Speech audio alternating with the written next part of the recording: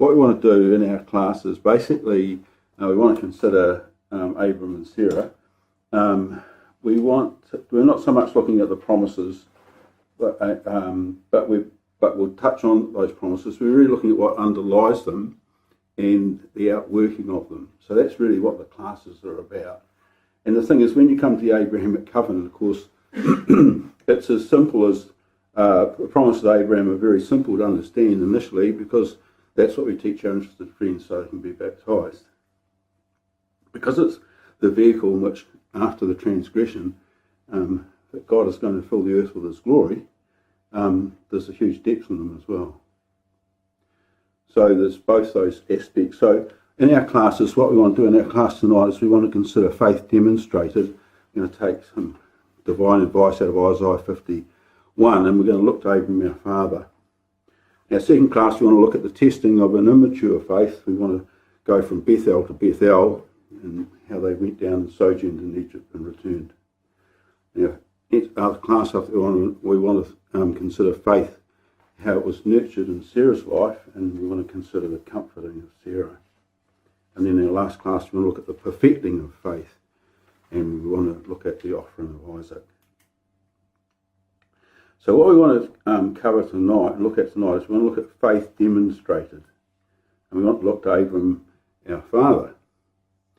And so to do that, we're just going to first of all have an introduction and look at perhaps the importance and the extent of the Abrahamic covenant, just to get us an idea of what we're looking at and dealing with. Then we'll look at the fact that Abram's our father, and therefore, if Abram's our father, what makes us his children? Because you ask a brother or a sister that question, I'll give you a quote from Galatians, but they don't, not necessarily, that's true in itself, but there's something already underlying that quote. Then we'll look at how God says, I called him alone.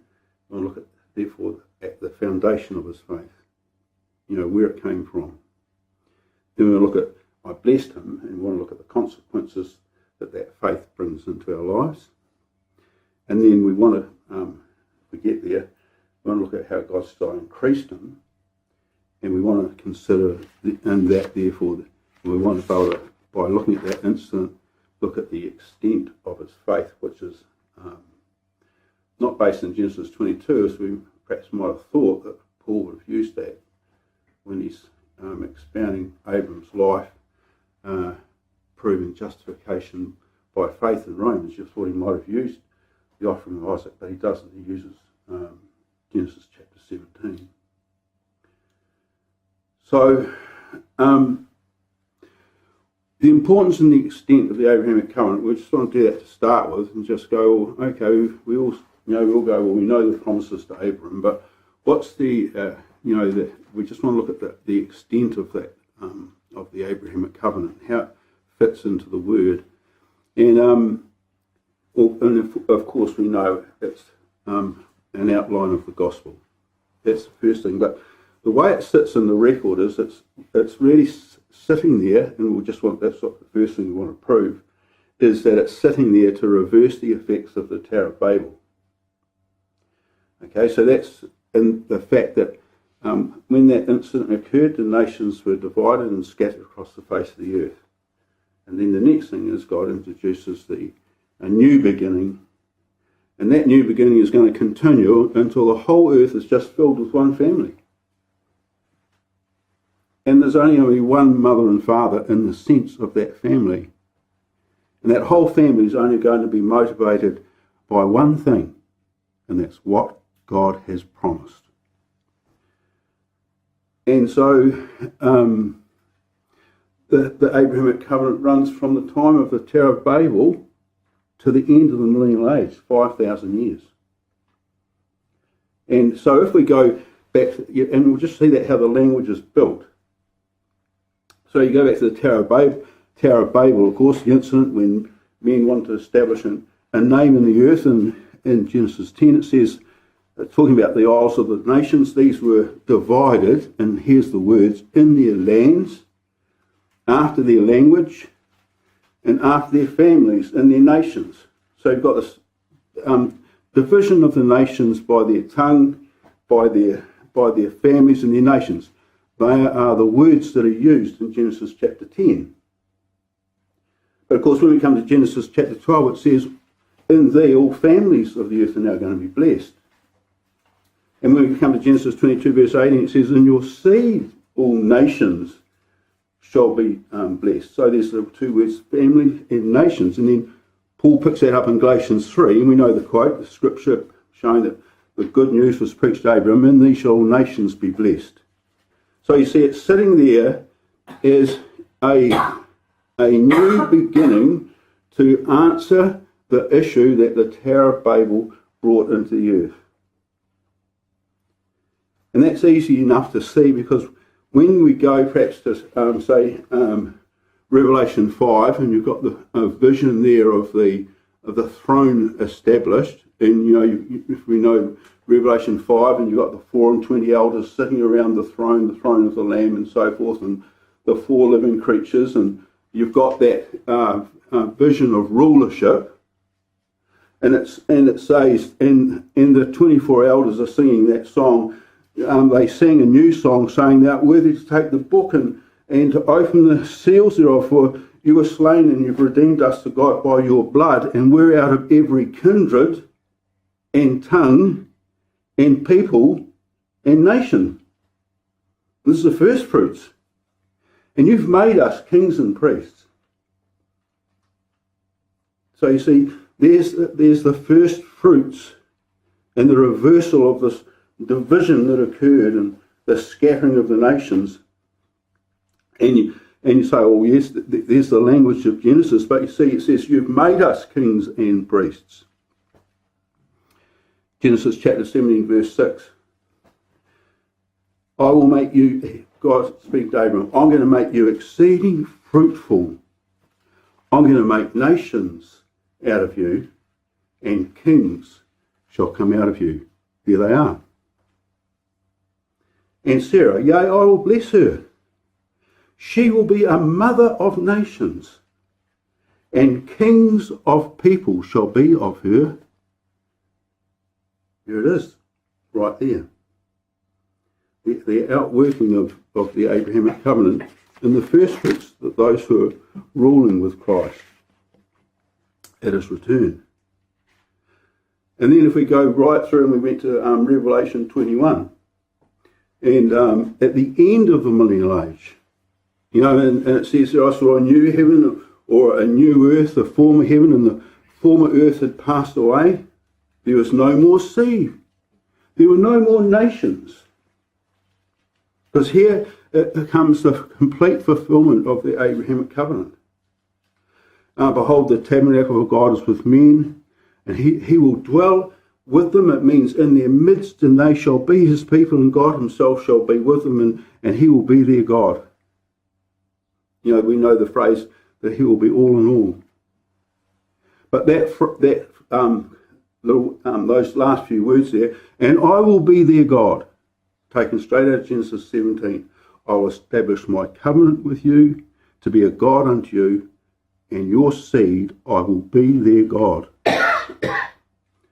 So you see, if we went and asked, there's the 24 elders, and that's where we hope to be in the future, and we went and asked them, we said, well, who's your father?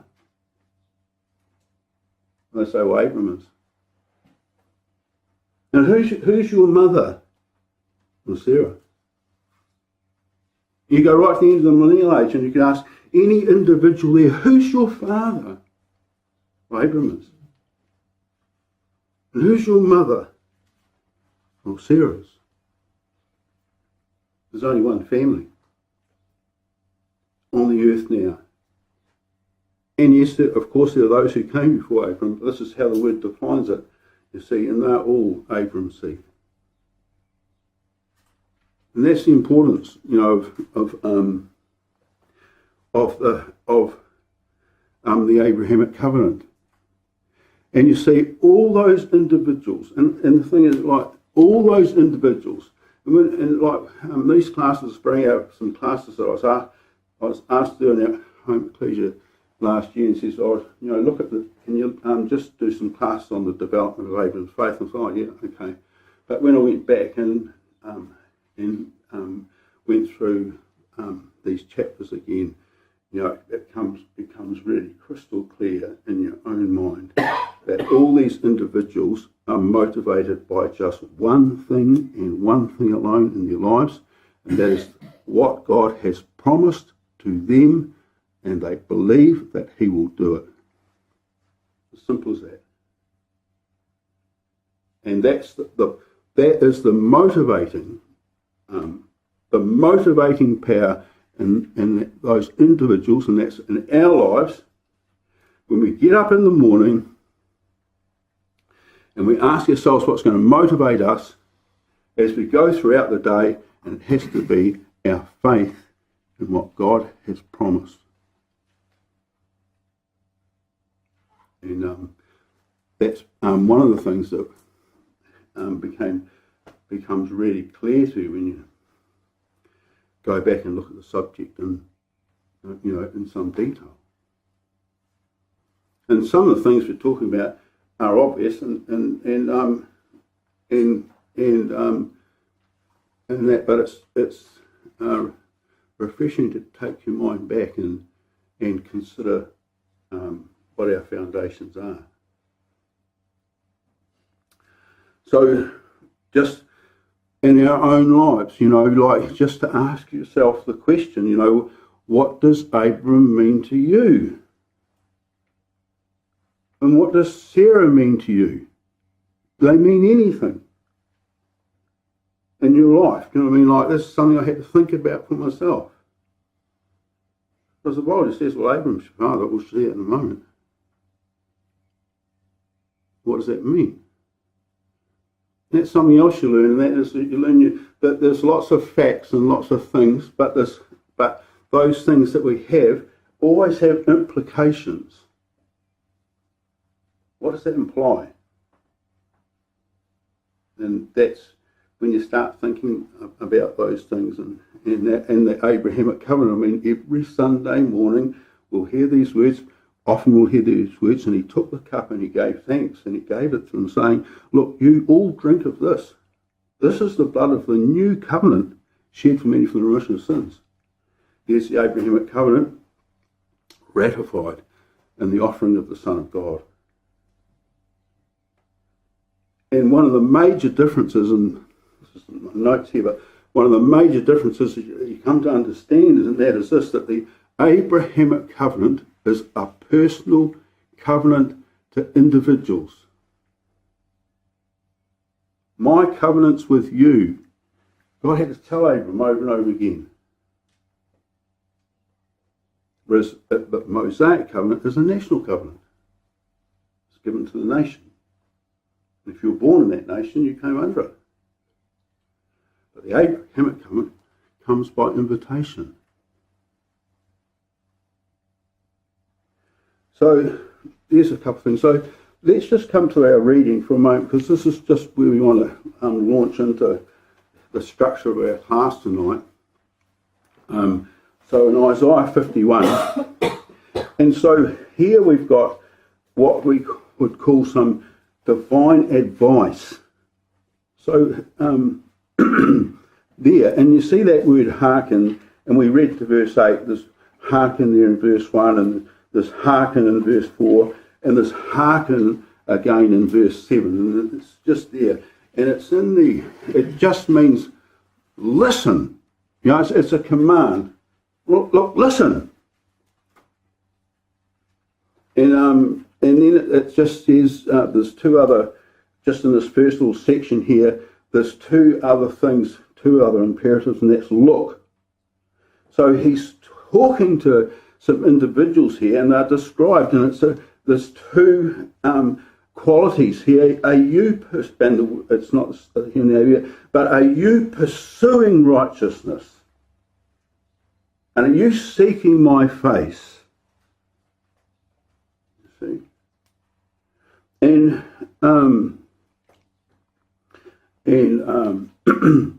how would you answer that question? The word to pursue is used the Egyptians pursuing Israel. It's used of the avenger of blood pursuing the manslayer to pursue righteousness. But so you ask yourself the question: you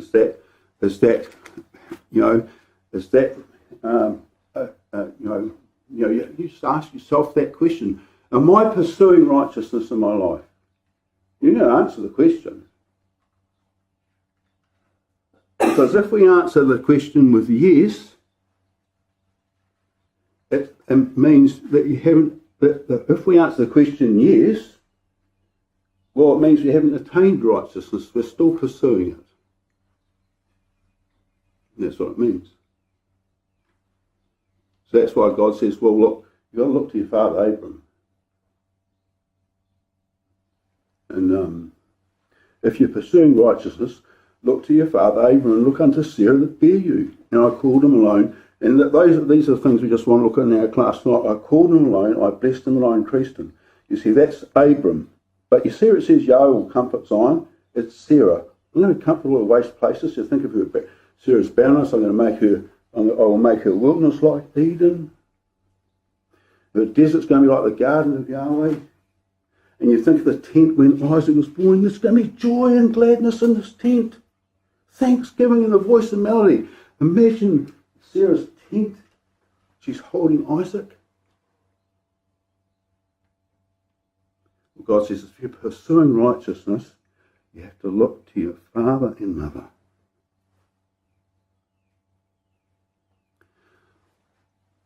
And that's what we want to do tonight. Just look there and say, well, okay, what does that mean? So, we won't look it up because but when we come to Romans chapter 4, so we want to like the chapters, Genesis 12, Genesis 15, Genesis 17, Romans chapter 4, the story of Abram and that, but in Romans chapter 4, what Paul does is, in Romans, he's talking about justification by faith. He's talking about those that are looking upon the mercy seat and they're going to be justified because of their faith in that offering. He says, well, who are we going to turn to as a case example of being justified by faith? Well, obviously, we're going to have to we'll turn to Abram because he's the father of the faithful. He'd be the obvious one to turn to illustrate this. And that's what Romans chapter 4, where it sits in Paul's argument in Romans. Or as he sets out the righteousness of God as it pertains to the individual. But when you come to Romans chapter 4, it just says 7 times, Abram's our father. Like, well, what about Abram our father? What did he find in his life? And then it talks about the fact that he's the father of all those that believe. He's the father of circumcision to those who are uncircumcised. He's the father of those who walk in the steps of the faith of our father Abram. He's the father of us all. He's the father of many nations. It says that twice. So 7 times in Romans 4, it says Abram's our father. So when I was coming back and I was, thinking about all this and thinking about that, you start to understand, Abram's my father.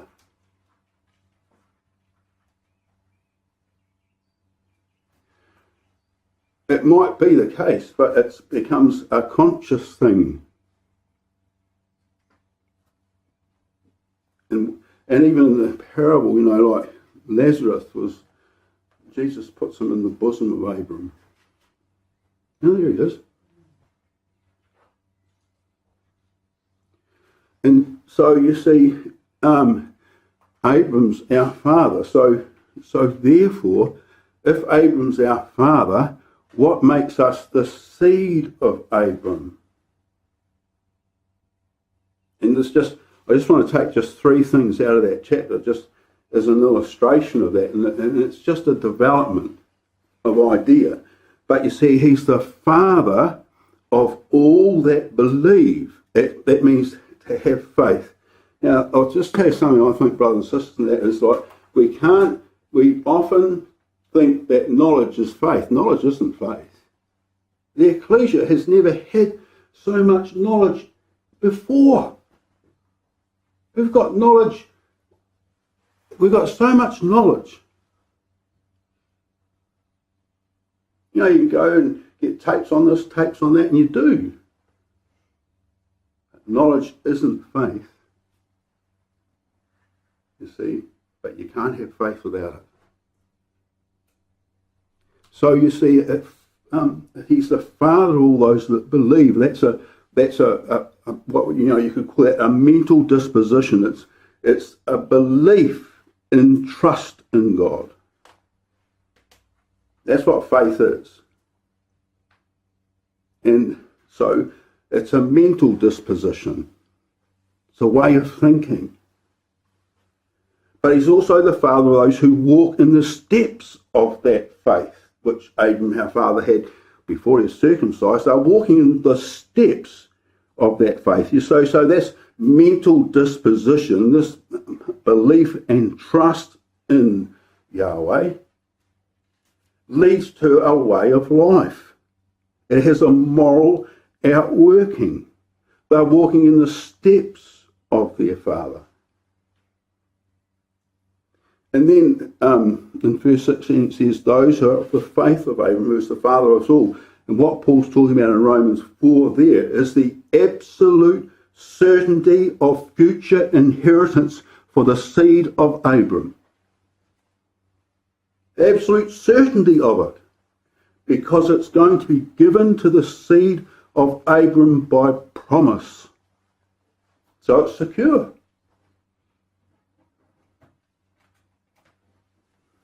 And he argues about that it can't be received by law. So that's just there in Romans 4. But you see what it is. It's a way of thinking and belief which leads to a way of life which leads to the absolute certainty of eternal inheritance.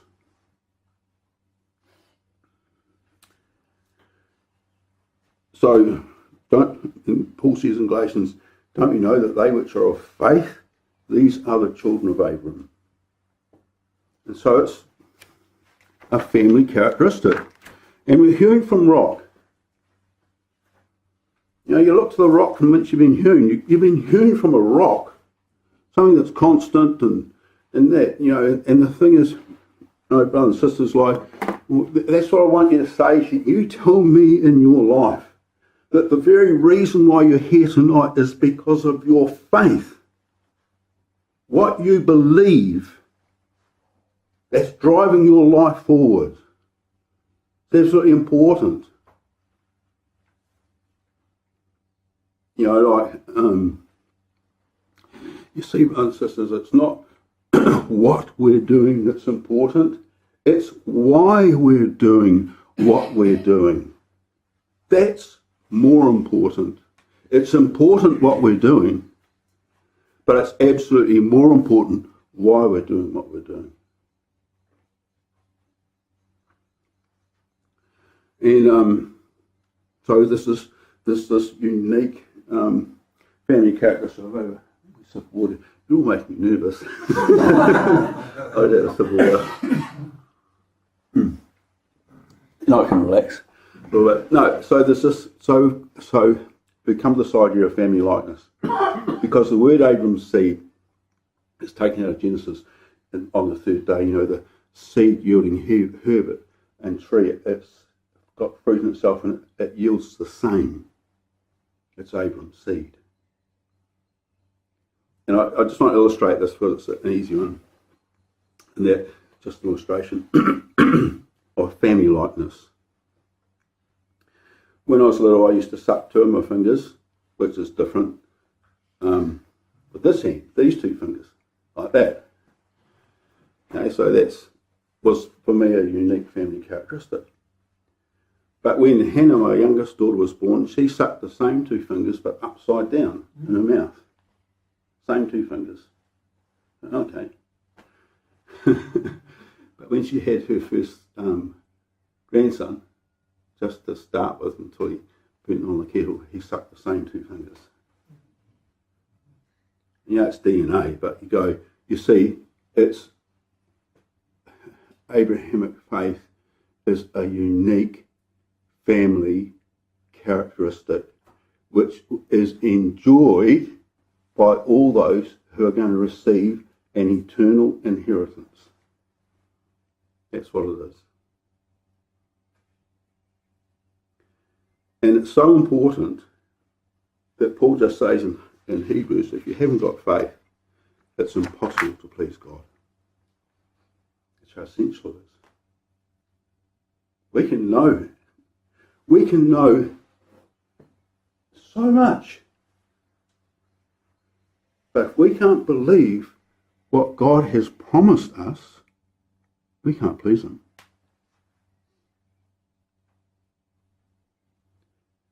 And I won't get through this class now. I was going to illustrate that. I've got another little illustration that happened yesterday. And you think about this in Abram's life. The relationship God had with Abram. A friend of mine, his son rang me. Well, he's not a friend, he's someone I've been acquainted with for ages. His son rang me on Sunday night, said, I've got this issue, I've got a concrete pour, I need a steel post, have you got one?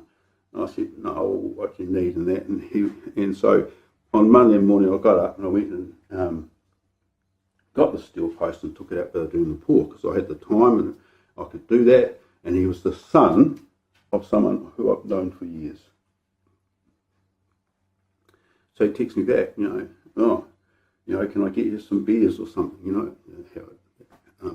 it's in the trades and thing. I said, no, it's, I've known your father for a long time and I'm more than happy to do that. He says, and text me again tonight, there must be something I can give you. I said, no, and you see, we don't think about the pleasure that the Father has in giving us something for free. His pleasure in doing something when we have a need. We don't often see that side of it. I just had that, and so you see how that idea works for the Father himself as he gives to those in need, and we go, I don't believe you. So, and that's when we come to Sarah's life, because you see, Sarah had a problem in her life, and it was simply doubt. She doubted that God could do that for her until she had to go through a whole process to come to that point where she didn't doubt anymore. So you see, so where does this come from? And this quality, like of it being a rock, unyielding, a rock, an unyielding determination to act in a certain way of manner or of life, or it's an enormous strength of purpose, a rock-like quality. It's unchanging. We don't change. We learn. We are fickle when we're perhaps younger. Well, I was, and I still am to a degree. But you settle into this way of thinking and a way of life, and it becomes, at the end of it, just becomes unchanging. You just know what decisions you're going to make. Well, within human weakness. And it endures all things. So what's the origin of that? And that's what God says here. Well, listen, you've got to look to your Father. Now notice this, I called him. You see, I called him. That's where faith comes from. It comes from the call. It's who called him. You see. Now, just come over to Acts chapter 7 for a moment. This is this first phrase. Because Stephen tells us about it, and he tells us something specific about it, and he just leaves an inference in his speech. So you know the speech to Stephen's speech, and he begins it because he's going to talk about the history of the nation, but you see in verse 2, Men and brethren, fathers, hearken. Listen, the God of glory appeared unto our father Abram when he dwelt in Mesopotamia. You see that? Stephen says it was the God of glory that appeared unto him. Okay, we just read it there. But if you come over to the end of his speech in Acts chapter 7 and we look at verse 55, he says, being full of the Holy Spirit, he looked steadfastly into heaven and he's given a vision. He saw the glory of God and Jesus standing on the right hand of God. So you see, Stephen bookends his speech with the glory of God. It's bookended. His speech begins and ends with the glory of God.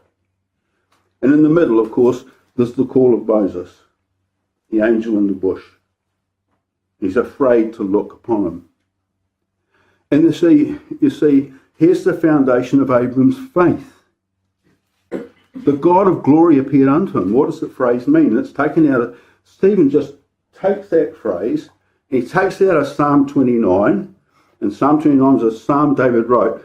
And you see, this is what how I picture the scene from that. You read Psalm 29, it's about a massive storm that sweeps down, and the thunder, that God's uttering his voice in this thunder and so forth, and it sweeps down to the end and goes out through Kadesh. But this is what it says there, and you imagine it's the God of glory. So what you imagine, the fact is, there's Abram, and of course there would be the angel standing there next to him.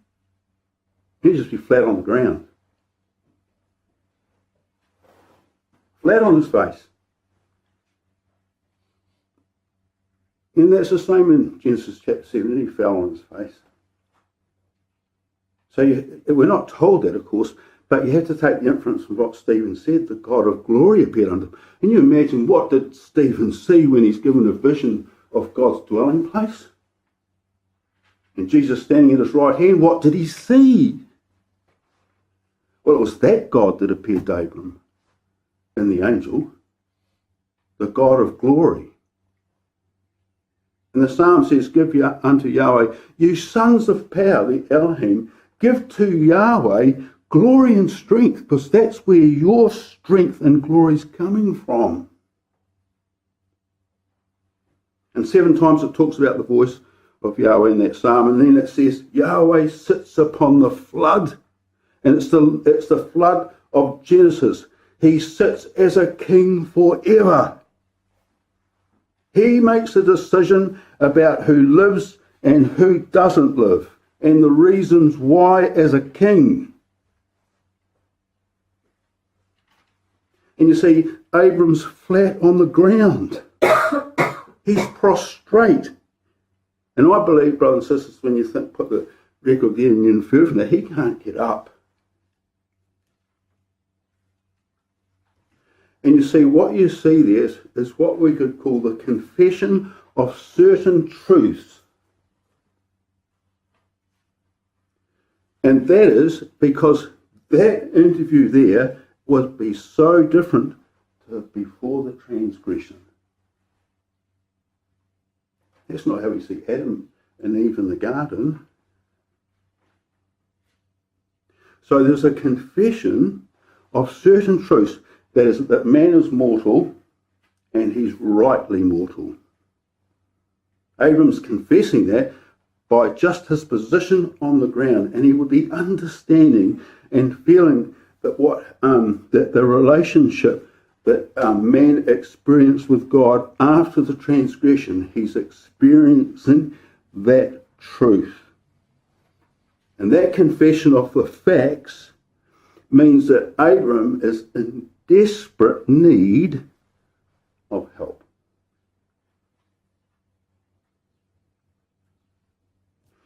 Not only that, you see, not only that, he understands that Yahweh doesn't dwell in temples made with hands. He would understand that the God who has appeared unto him is dwelling in that angel there. He would have understood that by inference. And so he would have understood the power and the majesty of God and the voice of the great King and his universal dominion. It's all there.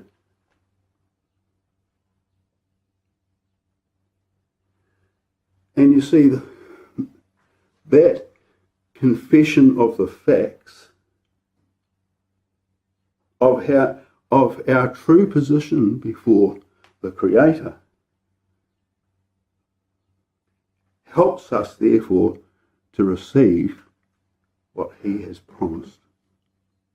Great and precious promises. And that's what He gives to Abram. That's what I'm going to do. That's what I'm going to do to you. You know, at the 7 clauses there, there's 7 times in the Psalm it talks about the voice of God. They are different. There's 7 clauses in that initial Genesis 12, and Abram's in every one of them. I'm going to make you a great nation. I'm going to bless you. I'm going to make your name great. You're going to be a blessing. I'm going to bless those that bless you. I'm going to curse those that despise you. And in you all nations of the earth are going to be blessed. And the thing is this, brothers and sisters, because this is the same thing in my life, and this is something that I've come to learn, and the thing is, it's not something that, we're all learning all the time. I mean, you're doing this and you're listening to something else and so forth, but you see, that confession of the facts is something that we should do every morning when we rise. We've still got a law of sin in us. That's not been taken away by baptism. And the thing is, I want to say this, brothers and sisters, in the sense, and the problem is because this is how our lives are. The problem is in our lives is often the problem's there. Well, Abram didn't say that, did he? As he's lying on the ground, he didn't say the problem's over there. The problem's here. Here. For all of us. Here. The plague of our own heart, which we can't even plumb the depths of. We're so complex as human beings. But God can. He's the only one that can lift us out of it. We don't even know why we're doing what we're doing half the time. And so you see, it's from that disposition, in that sense, that when the promises, therefore, that God exists, that He is, that's what Paul says in that He is, in that belief that He will provide, because you see, this is something that I came back to the promises of Abraham I've never seen before. They are so highly personal and individual. The way He deals with Abraham and Sarah, He's dealing with an individual. We're all individuals, each one of us. The Abrahamic covenant is about an invitation for individuals to come out of the nations.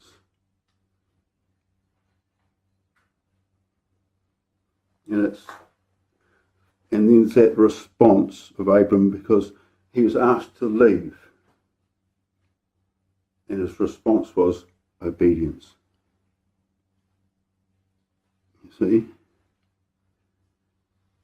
And so faith is a confident anticipation. You think of who gave him the promises.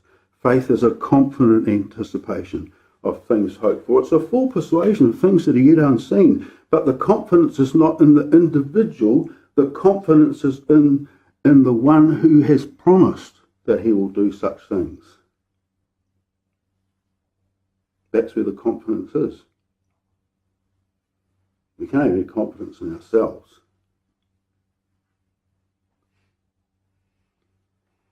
And so there was this response. So there's faith. Well, that's faith. Okay, so Abram makes that response. So then the next thing is God says, well, I blessed him. And you see, that's the consequence of faith.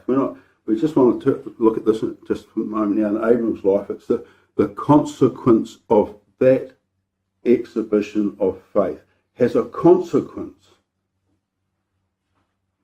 The result of that, And that result is that Abram was blessed. Now we know the circumstances because it was in Genesis 15, when he says, Lord Yahweh, what are you going to give me? I've got no offspring. He brings them out and he says, well, your seed's going to be like the stars of heaven. Can you number them? Now I want you to think about that. You see, here was faith.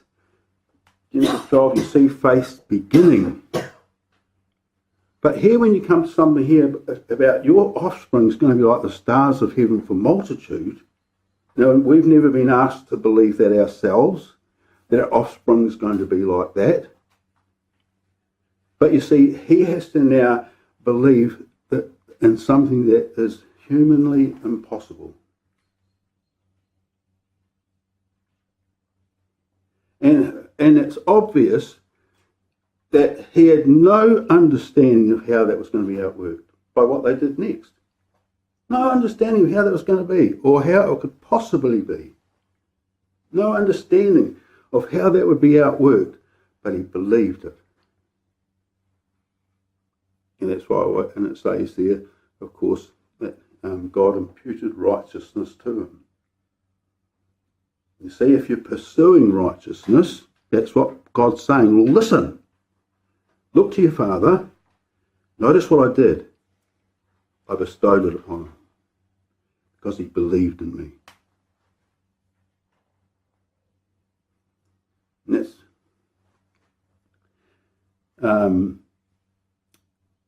And that's, we understand that.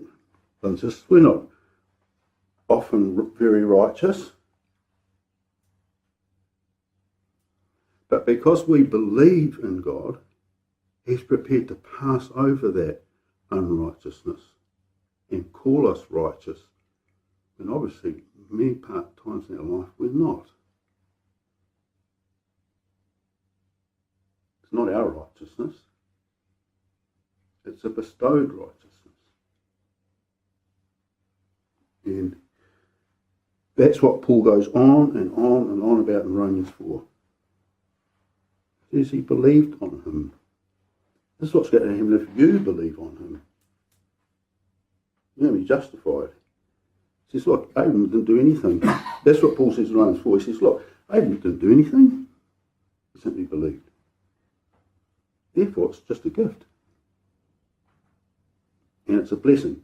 He uses the example of David. The blessing of a man whom God forgives sin. That was the opposite.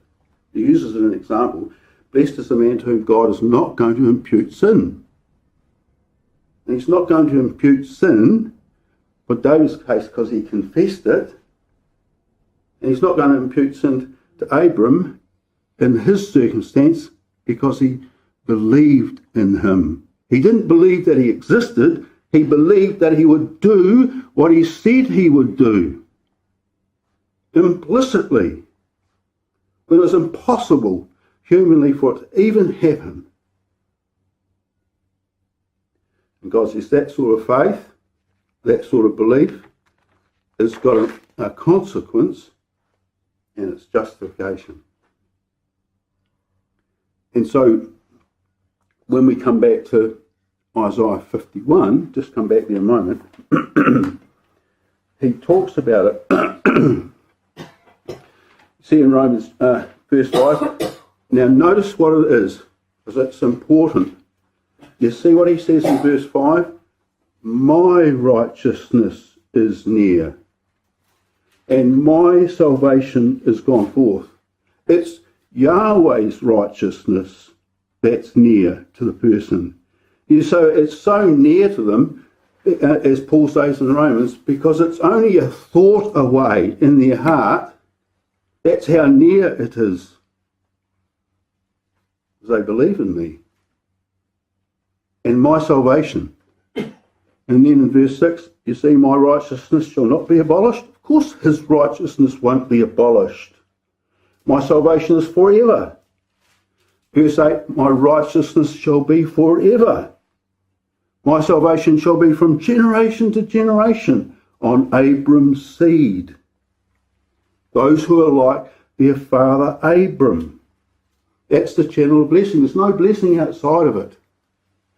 And that section runs right through to Isaiah 54. It involves the sacrifice of the Son of God in Isaiah 53. It's a section in Isaiah, and this is how it concludes in Isaiah 54. This is the heritage of the servants of Yahweh, and their righteousness is of me.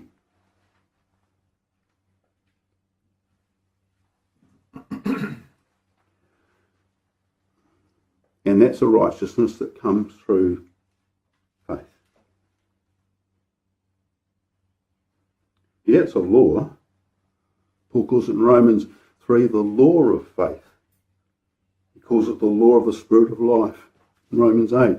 It's a law. It's as powerful as a law, a physical law.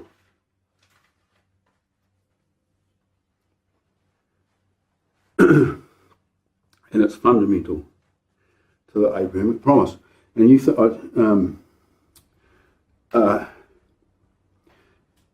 it's fundamental to the Abrahamic promise. We won't talk about that there. Now, what time? We started up at 7. I want to do this, brothers and sisters. I want to show you the extent of his faith now for a moment.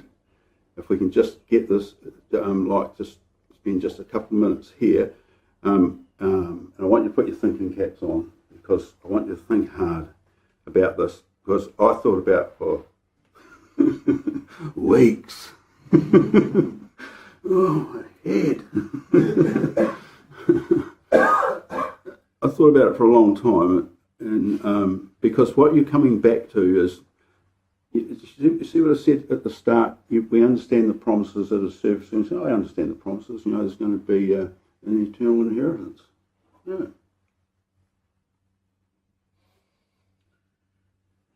And that's enough for us to be baptised. And the Father's happy with that. But as we grow, he wants us to understand what's going on. And I increased him. Now, this is the question, you see. I only had one son. Yes. How do you work that out? And Sarah said, who would have said that I would have given him children suck? He only had one son. So you see, I just want to think about this, and so Paul outlines this. So there's faith. We've looked at its foundations. We've looked at it there as justification. Now, when you come to Genesis 17, Paul just says, look, he considered his own body now dead. He uses 5 verbs. He staggered not in unbelief. He was strengthened in faith. He gave glory to God. He fell on his face. His heart was just full. He's glorifying God for it. He can see now how the promise is going to be outworked. He understands it, and he's fully convinced that that's the extent of his faith in Genesis chapter 17. Paul just spells that out for us in the end of Romans 4. And he uses 5 verbs, and we'll come back to it. 3 in the active and 2 in the passive, and we want to explain what it is later on. You see, what happens is this. You see, Genesis 15, your seed's going to be like the stars of heaven for multitude. Right? How's that going to be? You've given me no seed. Now listen. The word of Yahweh came to him. You see, there's titles used through his life, and they're all important. The word of Yahweh came to him in a vision. It's going to come forth from your bells. He's told him that. Not Eliezer. You look to heaven, and if you can number those stars, so shall you see be. They say you can see 10,000 stars on a clear night, but what it means, it's just going to be an innumerable multitude. But you see, Abram's already been told in Genesis chapter 13, your seed's going to be like the dust of the earth. And because the dust and the stars and the sand all represent different things, because your seed's going to be, they're all going to be sons of men, and I'll be sons of God. They only come from the dust. So when he's told in Genesis 15, your seed's going to be innumerable, of course that's reiterating Genesis chapter 13, but it's something else there. And you see, he used the title Lord Yahweh. We know that means he who will be lords. And the word of Yahweh came to him. And so you know the phrase in Psalm 33, by the word of Yahweh were the heavens made, and all their host, by the breath of his mouth. That's how they were made. Isaiah 40, lift up your eyes on high and behold, who's created these? He brings out their host by number. He calls them all by names. By the greatness of his might, he's strong in power. Not one of them is going to fail. That's your seed. So you see, this seed here are going to be lords. They're going to be light bearers. They're going to be rulers in the heavenlies. They're going to be able to divide light from darkness. They're going to be rule over day and night. And they're named and numbered. And when he comes into Genesis 17, he says, they're from the nations. As he shows them in Genesis 17 how this is going to be. Who's created these? And John the Baptist says, look, God can raise up these stones, seed Abram. That's who raises up Abram's seed.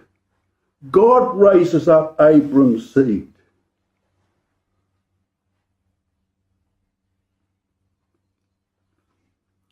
So when he comes here to this, explaining how this is going to be in Genesis 17, he asks Abram now to walk before his face and to be complete.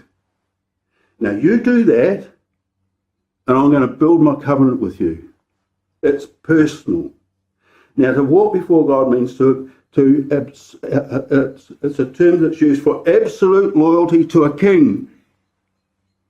And we know who Abram met.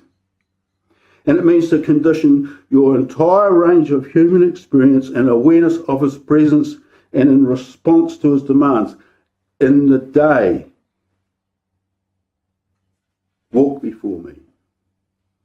And this is then what I will do. It's conditional. So that's the idea there. And so he's told his seed's going to be like that, like the stars of heaven. Paul in Romans chapter 4 says at that time he's told he's going to be the heir of the world. Now he's not the heir of the world because he been promised an eternal inheritance in the land. He's going to be the heir of the world because all his offspring are going to be the rulers of it. You know, like stars of heaven.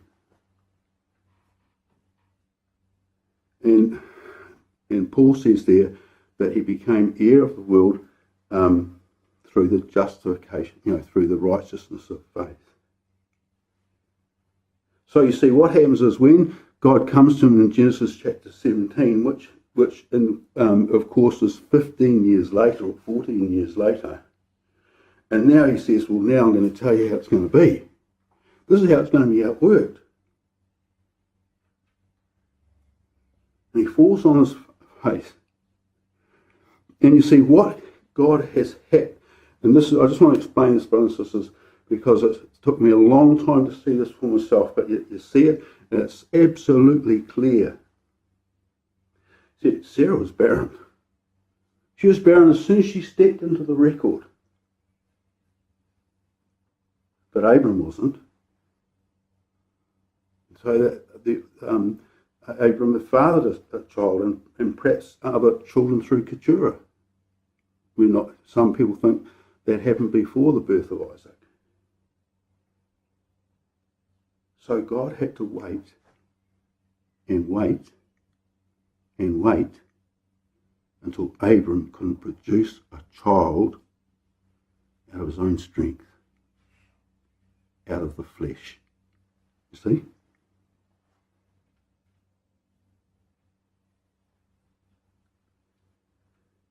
And so, now here's Abram 100 years old, 99 years old. And you see, he considered, God's going to say, I'm going to multiply you. You're going to be exceeding fruitful. Nations are going to come out of you. Kings are going to come out of you. He thinks about it. He's 100 years old, his body's dead, as far as producing children go. He considered his own body now dead. And the deadness of Sarah's womb, she had been barren for 60 years. They were producing children in their 30s when they come to the record. She had known, and up there she had been barren for 60 years. He thinks about it. And you see, he staggered not in unbelief. That's what Adam and Eve did. That's what the wilderness generation did. They had an evil heart of unbelief. They couldn't enter in because they could not believe. He staggered not at that. He was strong in faith. He gave glory to God. He was fully convinced. And the thing is, there's the extent of his faith there, because you see, what Genesis 17 is about is this, is that really, even though Abraham produced the child and Sarah produced the child, and we'll see this when we come to Sarah's life, it was Yahweh's child as well.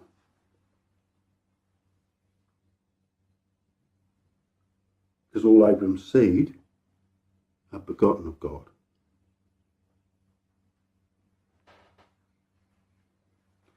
It's simple when you see it. And you see, you know, I said to some of the verbs in the active and some in the passive, he staggered not in unbelief, and he was strong in faith. You know, in the Greek, those verbs in the passive, that means he didn't do it. Do you know what it means? Because God was saying to him, as he lay on his face, I'm building my covenant with you. It's between me and you. This is what I'm going to be doing for you. Sarah's going to bring forth kings. And as God is telling him that and explaining to him what he's doing to him, he's strengthening his faith.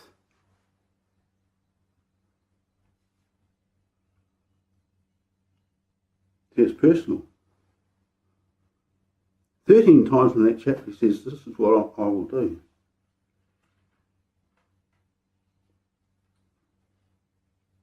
And you see, that's what circumcision is. That's an aspect of it. You see, circumcision is not just the cutting off of flesh. That happened in the sacrifice of Christ. There, the flesh was cut off there.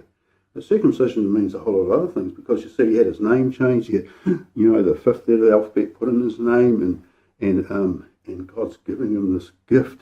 It's all circumcision.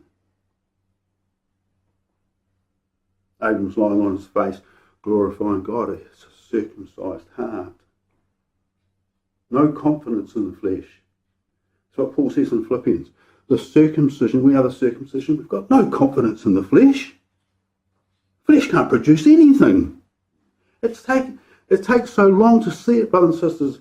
You know, in my own life, you know, you do this, you do that, you do this, you do that. You've got to be pleased with me. There's no confidence in the flesh. You come to the Abrahamic covenant and it's God who's doing all the work.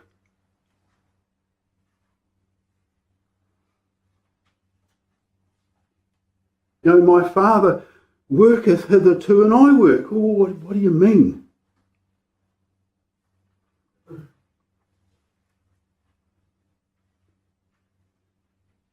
And see, that was a sign, you know, this is John Martin, it's a sign of shared fatherhood. You know, like when they held that child, Abraham says, look at him, he's just like me. And Sarah says, look, he's got my features as well. And the name angel that came to Sarah could have been standing here and say, you notice he's got my characteristics as well.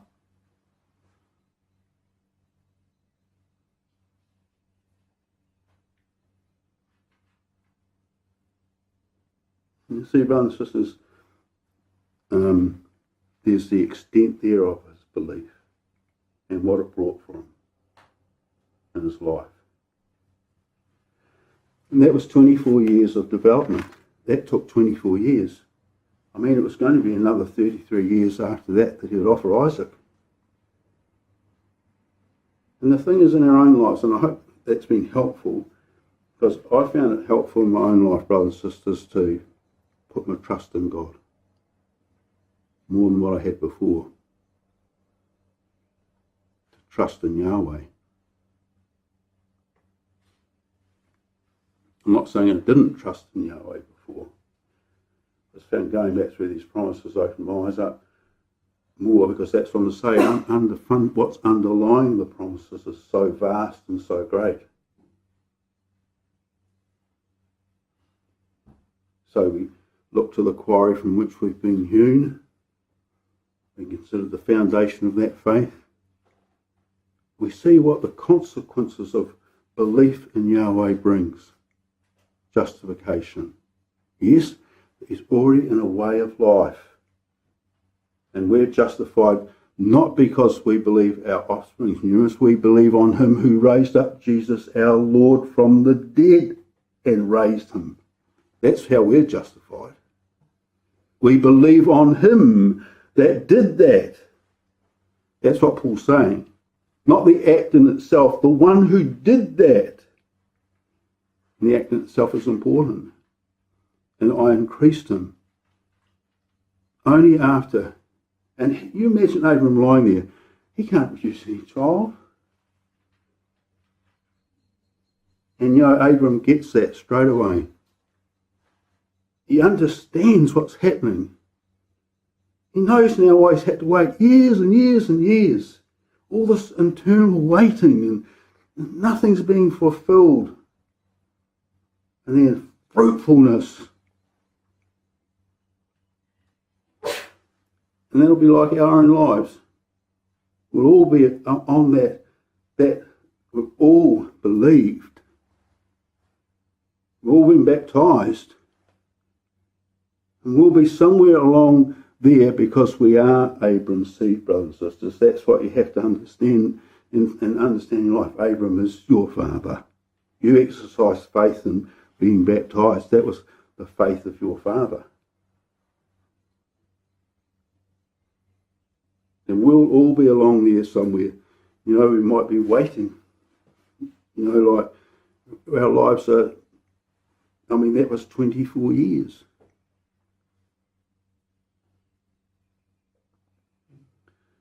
And so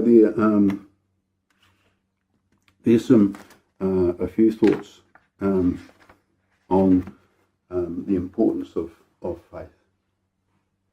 And I hope it's been helpful.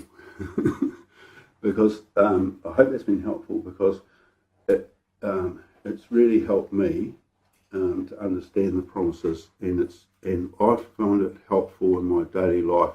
And the thing is this, brothers and sisters, because you get up in the morning and you confess the facts. That's called confessing the truth. We get up in the morning and we confess the facts. And then there's room for God to work. If we don't get up in the morning and confess those facts, there's no room for him to do anything in our lives. And that's what Abraham did. You see, faith does that. It steps aside and it lets God have the space, to work. And that's really, really important. But it comes from confessing the facts. And that's two, and I just finished, I've gone too long on that, but I just want to tell you that, you see, there's only two facts. That's man's mortal and rightly so. That's a fact for sure. We all understand it. We've got a law in us that tells us that. When we apply ourselves to the Word of God, we instantly know that that's unrighteous. And the other fact was there, but it wasn't really so much, and that is God manifestation. There it is right there. You're going to become like this. You're going to be manifesting me.